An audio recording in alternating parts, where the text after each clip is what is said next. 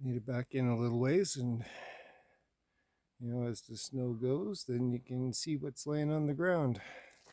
So I just came across a little point of interest.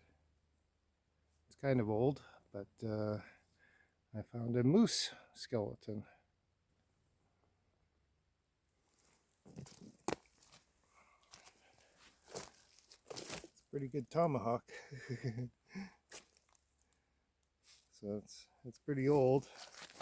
There's some of the spine and probably maybe a little bit of a pelvis, and there's some pieces of front shoulder. But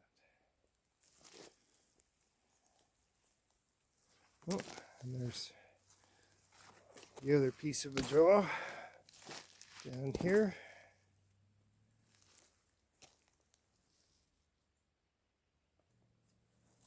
So looks like a cow moose, and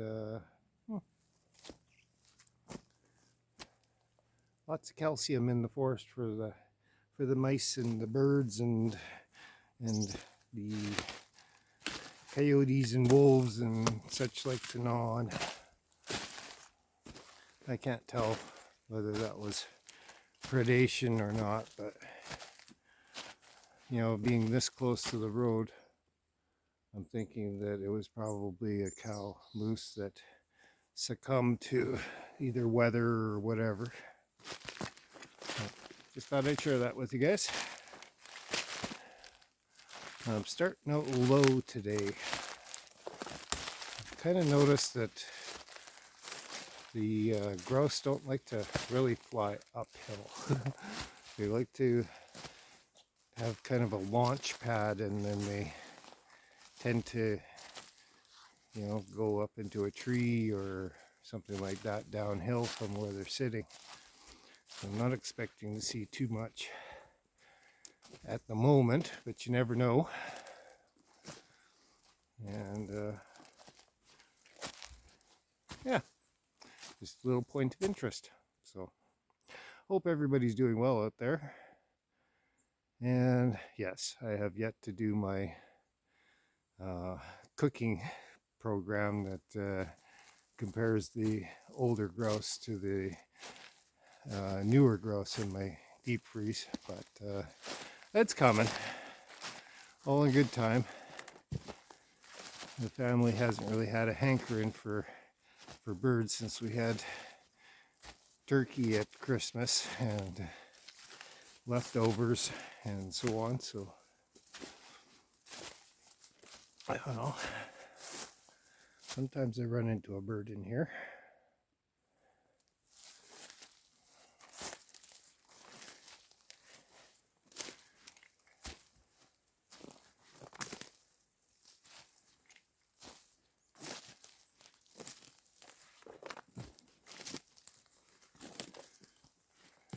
I have to say, it's still really hard to film,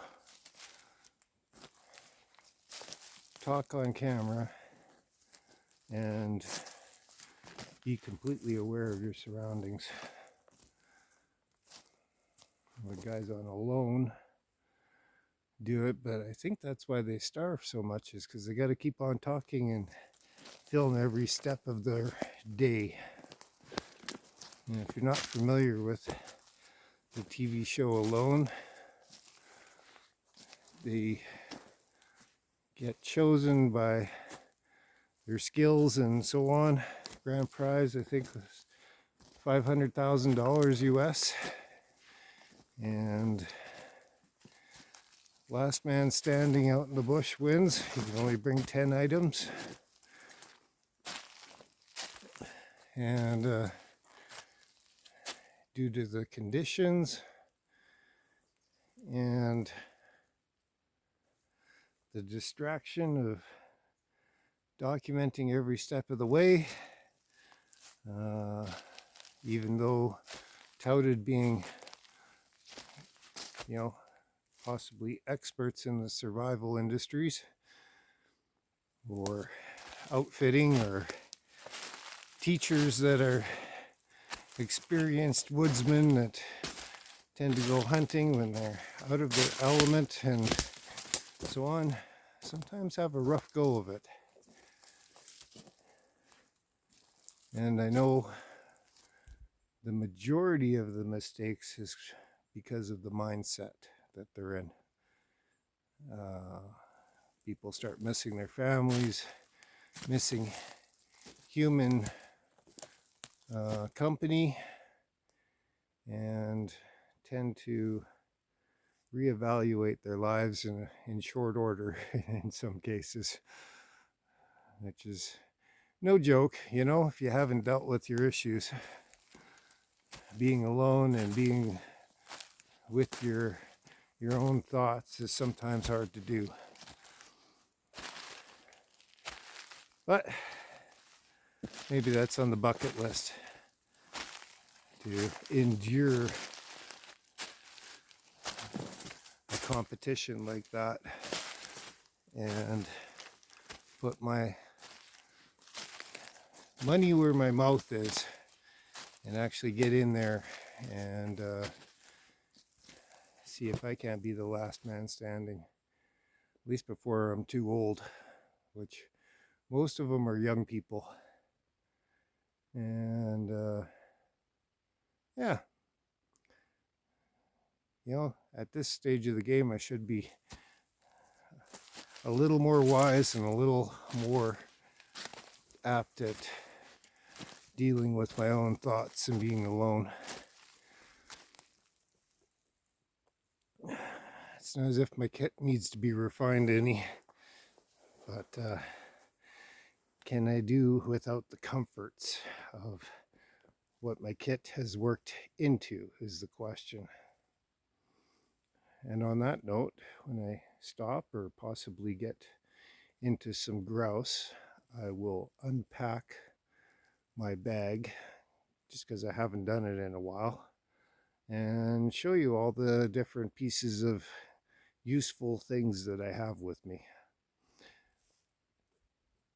And if you want to chime in with what maybe you would suggest being a add-on that would be most beneficial, that you would enjoy, high tech, low tech, whatever.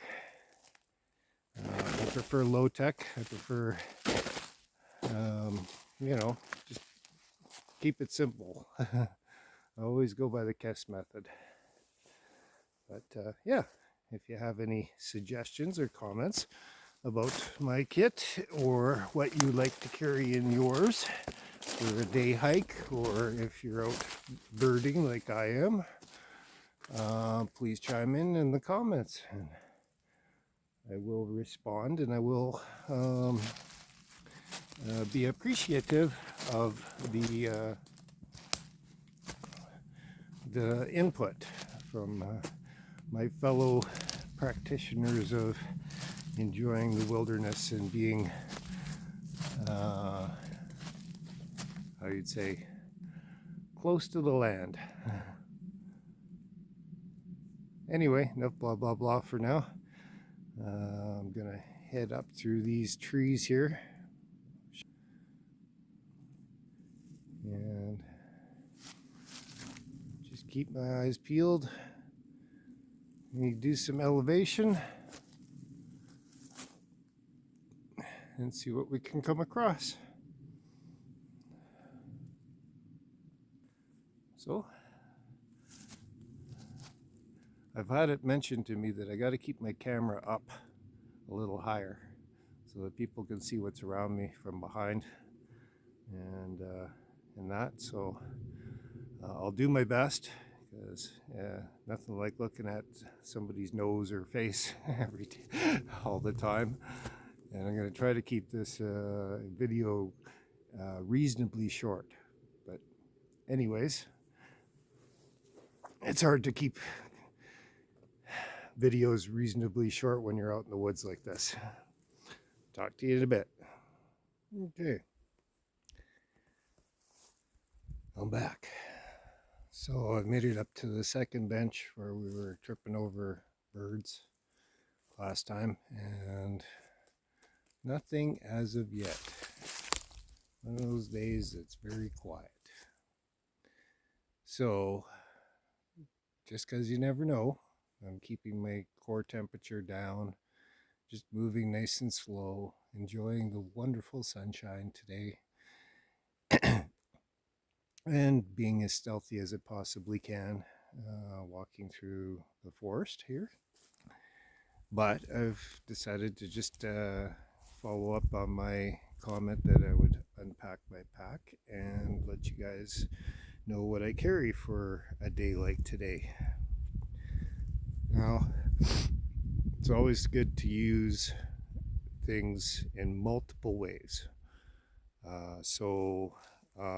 Whereas I'm not quite kitted out the way I normally am, um, I know I'm just doing a day trip, but you never know what might happen. So, be prepared the best that you can.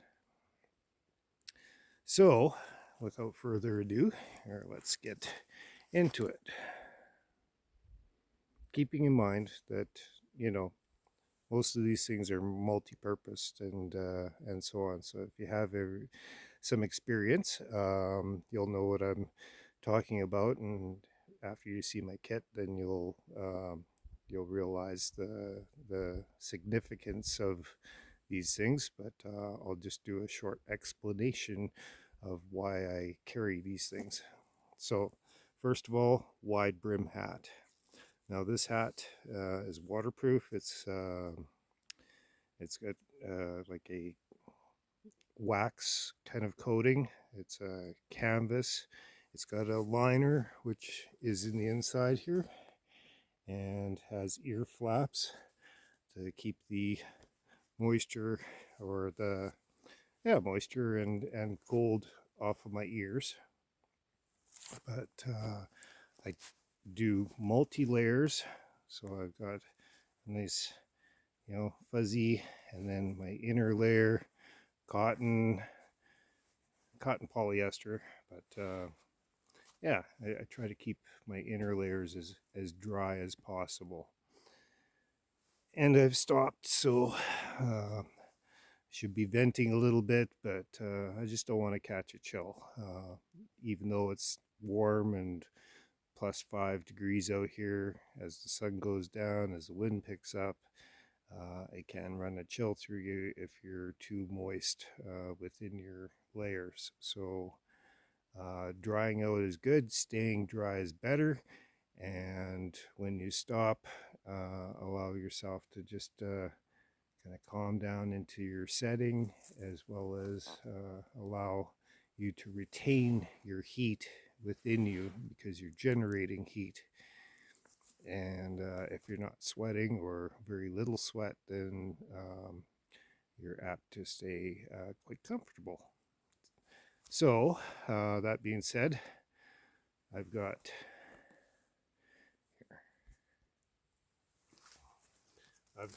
multi-layers.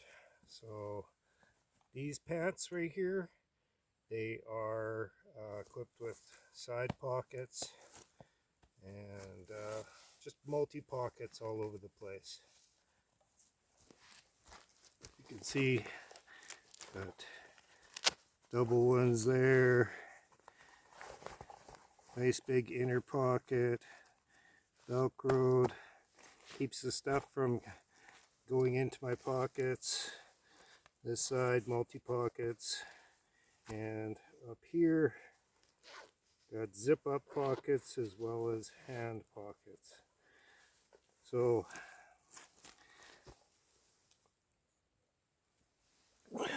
fire is always a good thing. So good old Bic lighter, that's great. It's tried and true, but I have at least 3 or 4 on me. Now, I don't really like matches myself, just because they're subject to wind and so on. But lighters are also subject to cold.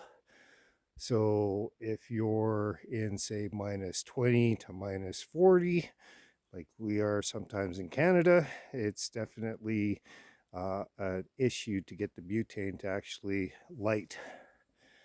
But if the kit stays close to your body, then you should be okay. Fire striker is always good.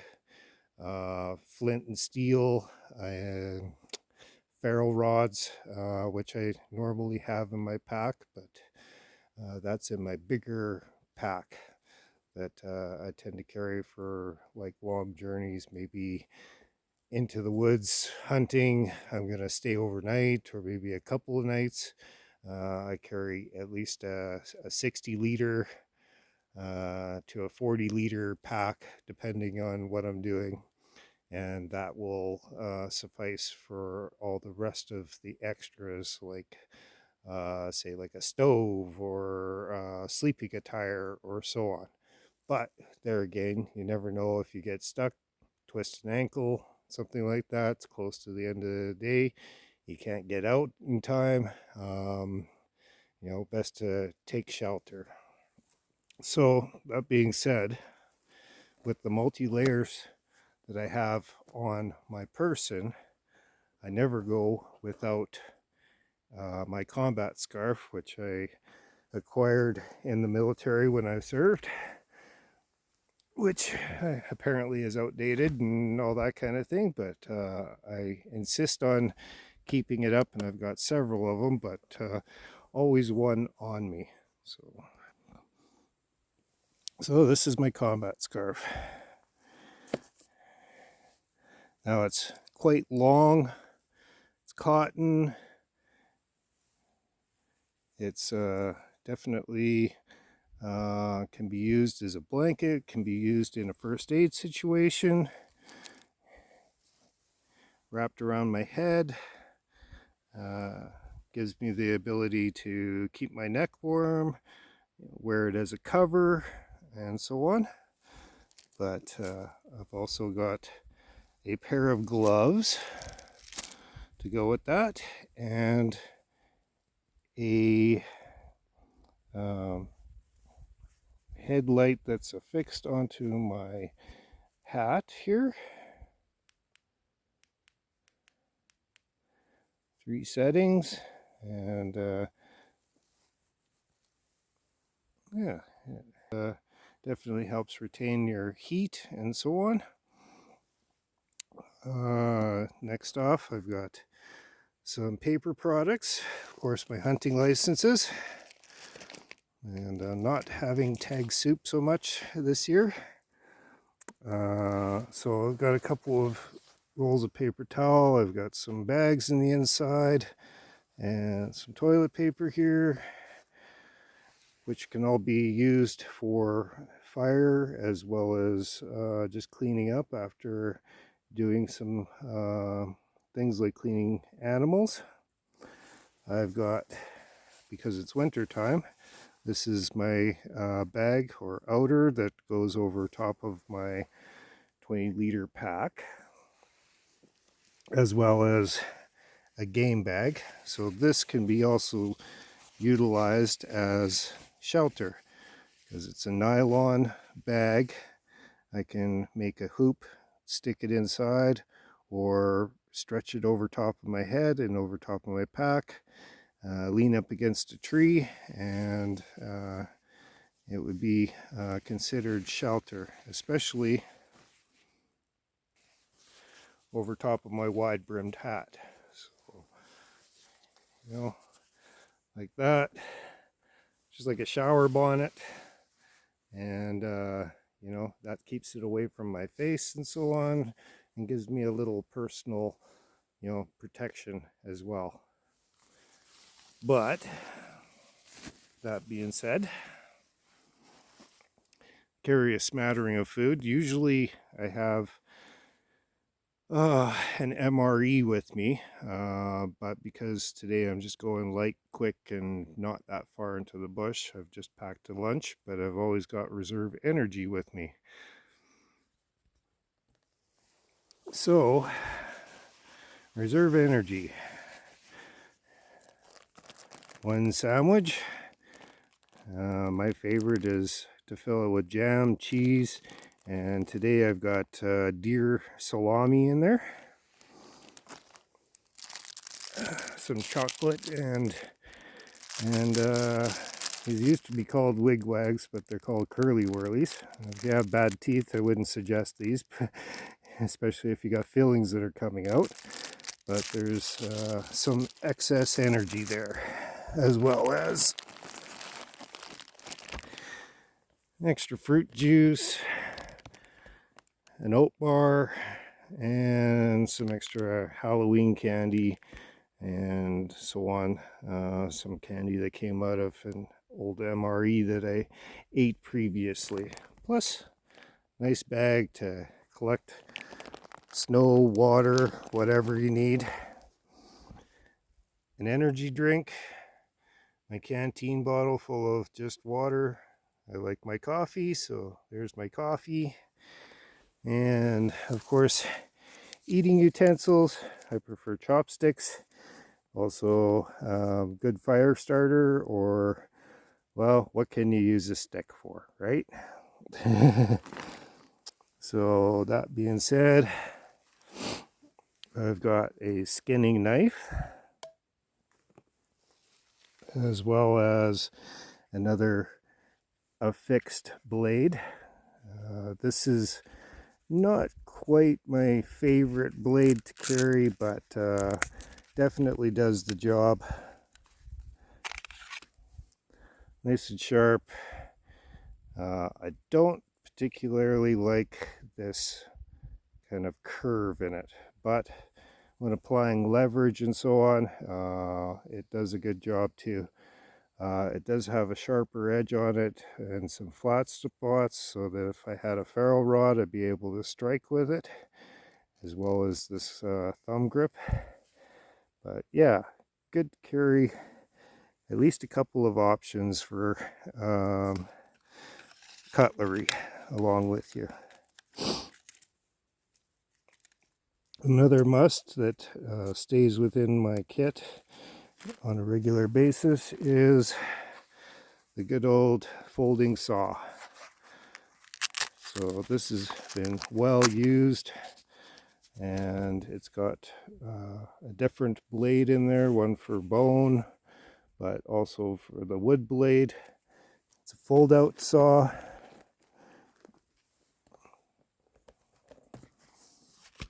That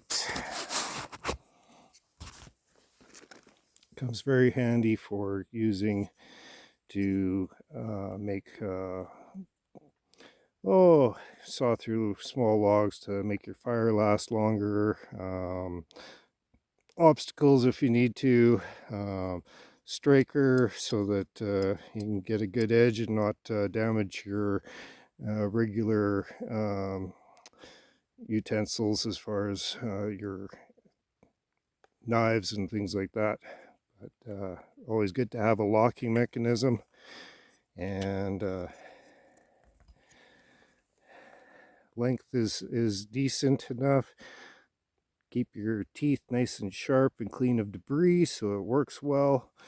That's a definite must. So onwards, I've got extra batteries for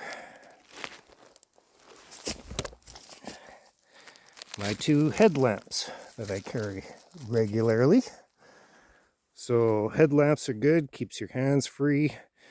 Never know when one fails, so always have a backup, which I also have a lighter.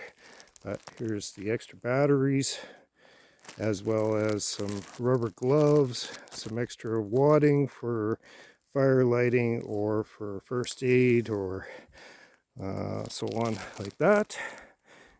Kept it in a nice Ziploc bag. Keep it dry, keep it clean.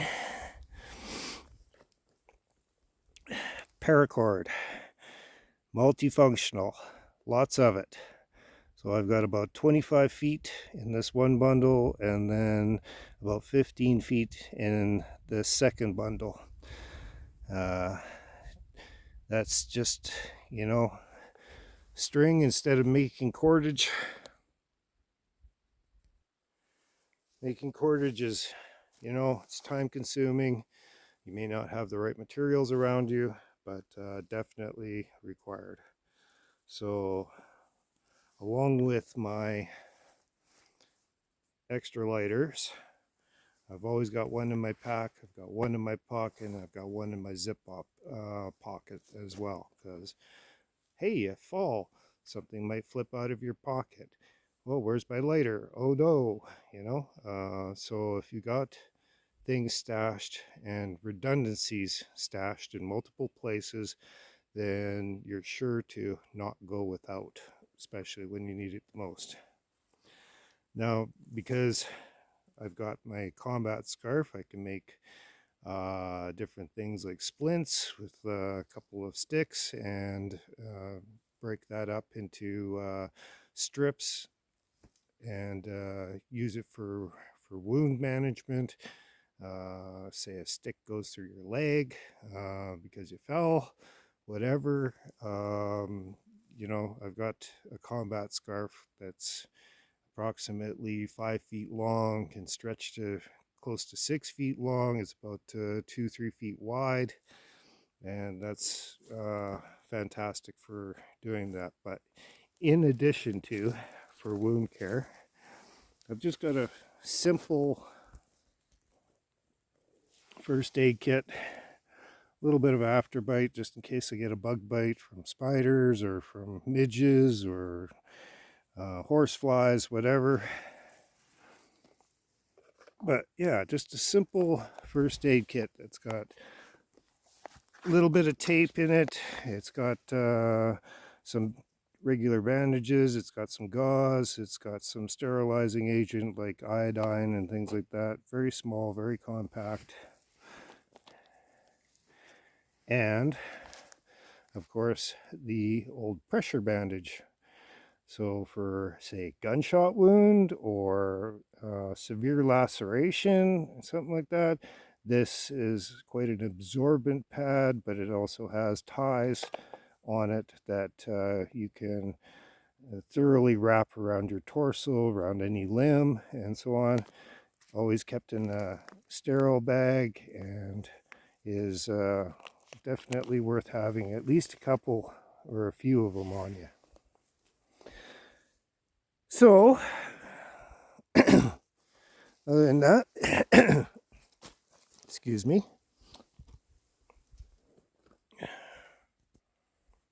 if you're carrying a rifle, of course, you always want to have it in good working order. You should clean it regularly, make sure it doesn't rust, well lubed and oiled, and so on. Plenty of ammunition, spare ammunition. I've been hunting with people that have brought in 6 rounds in total. Well, what if you need more? Well, that's all I need. I only need 1 round. Well, okay, but if things go sideways, number one, you want to do as ethical of a kill as possible. Number two, you always want to have reserve. So I carry probably what I need in any given situation and double it, because you never know.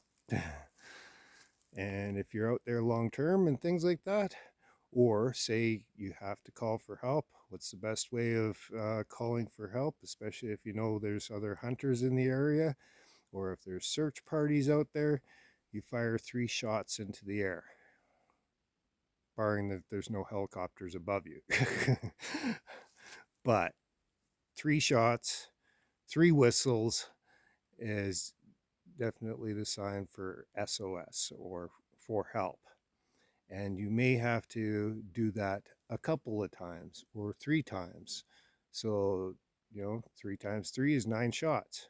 Well, if you only carry 6 bullets, how are you going to call for help? So that's to be taken into consideration as well. You could carry a cleaning kit, but if you just got to pack appropriately for what you're doing at any given time out in the woods, and just make sure that you're living within your means and within your range. So that's it for my day pack. Could add a little more, could add a little, or take out a little bit. No, not take out a little bit more. Um, you know, I need my water, need the extra energy just in case, especially if you suffer from hypoglycemia or if you get low on energy, the Gatorade, things like that. The bottles become useful for collecting water and, sterilization. Well, I usually have a canteen cup that goes with my canteen, but in this case, I was just packing light, and that stayed within the case that I usually carry my canteen in. I just didn't like the extra bouncing on the outside. For my technology, spare battery pack. It's quite a robust one, so I can keep my call for help even if I have to go up on top of a mountain to get reception. At least I'm not going to run completely dry as far as having a cell phone that's useless.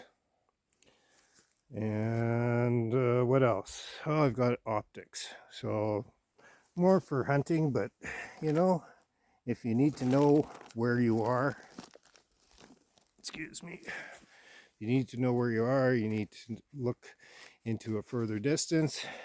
Something small like this, it's only probably 4 by 12 or 4 by 20, not sure, but it's also a rangefinder as well. So I can actually tell the distance up to 1,000 meters where I need to go, and how far away it is, or for game to be appropriate as far as ranging out what I might potentially want to harvest.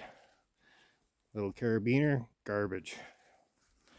This one is just one of those little camp carabiner things that can more or less fail at any time, but good enough to carry this. And of course,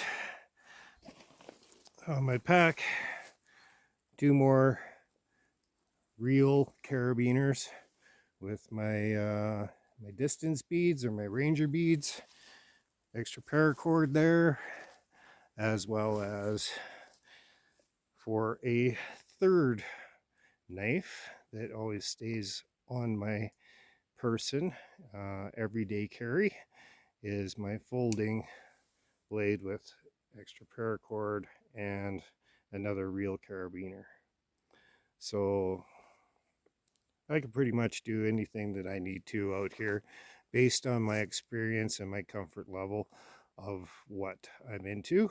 And yeah, I hope everybody tasks themselves that go out in the wilderness, even if they're not hunting, to make sure that they have a redundancy as well as refine your kit so that you have enough for yourself and possibly for one other person. That's pretty much it for now. I can go over more in depth what I carry as far as in my large pack, and say if like I was going out for a day or a couple of days or whatever, and it's quite a bit larger.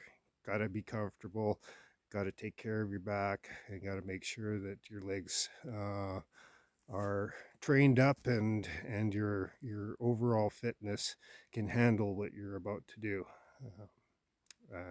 So it's a mindset, it's a lifestyle, and it's the most enjoyable thing that I can think of ever doing in my life, is just to be in God's country and in nature and just be surrounded by the beauty of everything that this world, this land has to offer. And it sure beats sitting in a bowling alley, and it sure beats sitting in a bar, and it's something that everybody can enjoy. So be safe out there, and I'm going to pack up my stuff again. And also on the packing up, keep your most used kit readily available, and then go through the necessity and pack them deeper and deeper within your pockets kit and so on. So the thing that you're least likely to use, I usually put that in the deepest places and the most secure places. The most things that I use, it's right on top, right accessible, and so on. So that being said, yeah, we'll catch up to you a little later, hopefully with a little action. Cheers. Oh, look what I found.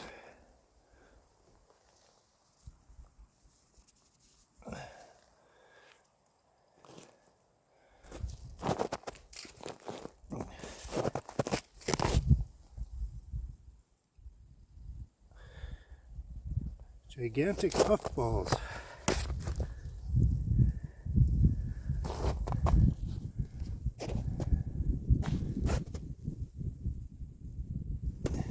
Just for scale, there's my boot.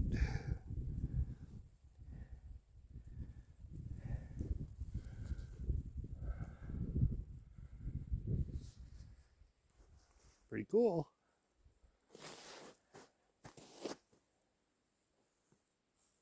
Oh, there's a third one too.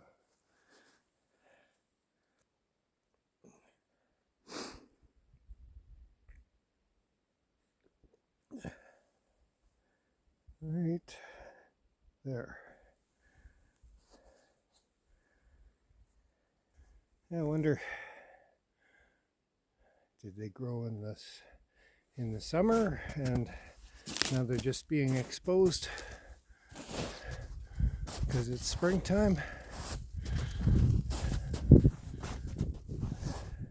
Wonder if they're edible when they were young. I think most polyspores are edible when they're young, but no birds yet.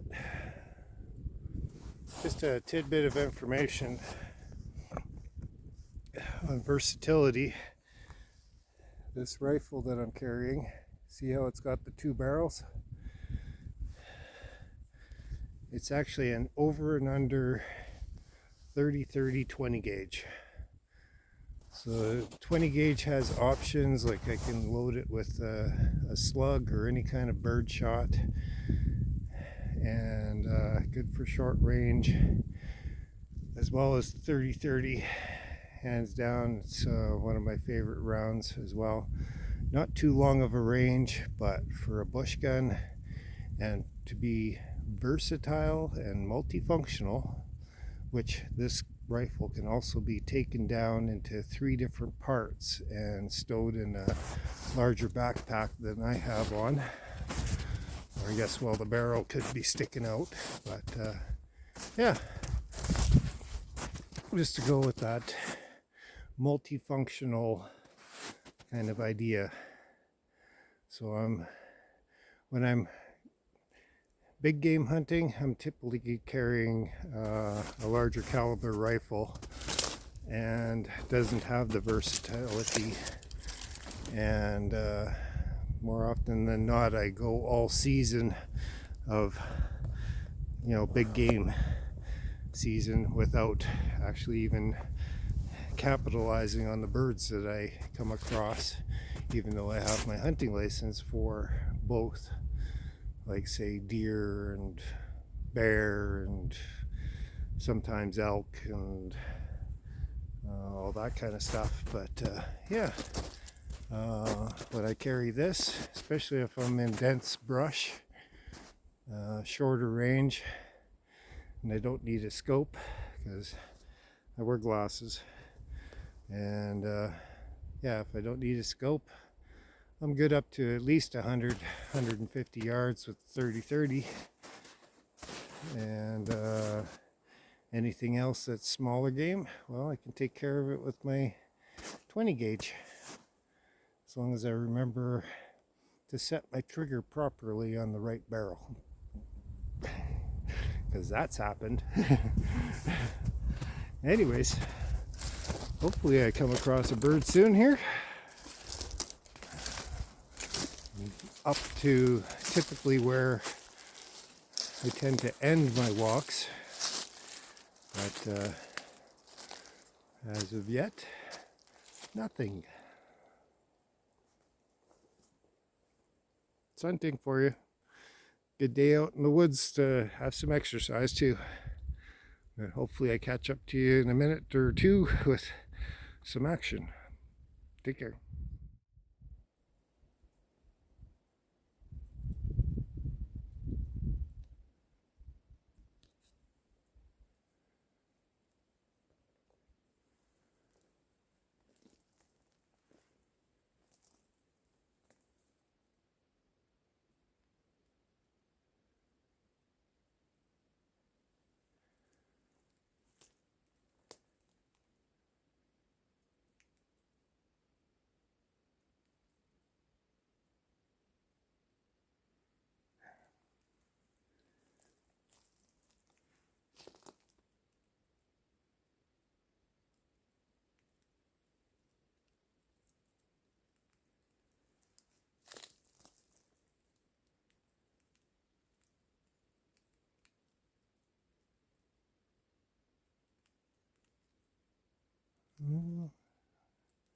Hey, somebody's got something to eat, eh?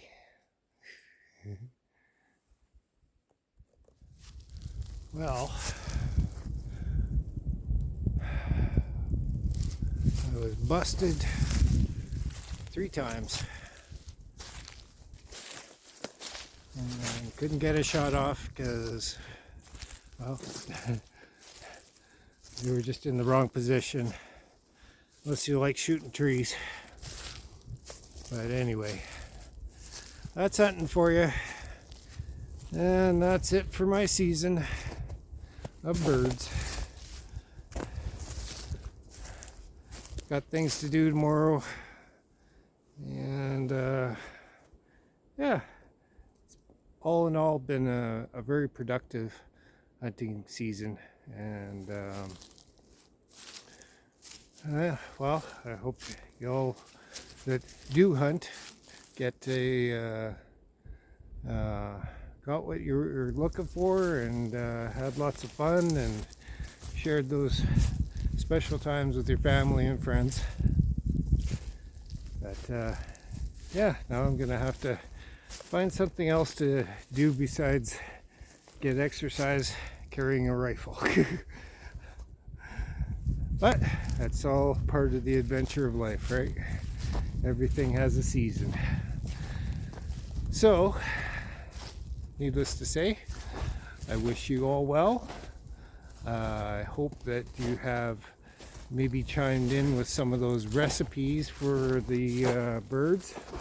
That's one other reason that I've decided not to do these things, other than family's just not into birds at the moment. But yeah, please chime in on the comments with what's your favorite spice, what's your favorite recipe, if you like them stewed, if you like them on the barbecue, if you like them pan fried. I'd sure love to hear about that. And the sun's just going down behind the mountains, so until next time, I hope you all are well, and I hope I've earned your subscription, because yeah, it's nice to have the likes and the shares and things like that. It really helps out the channel, and it gets more widely shown to the people that could be interested in being outdoors, having some tidbits of knowledge of how to be outdoors in a respectful way, and what's possible to actually view with minimal effort. So until next time, bye.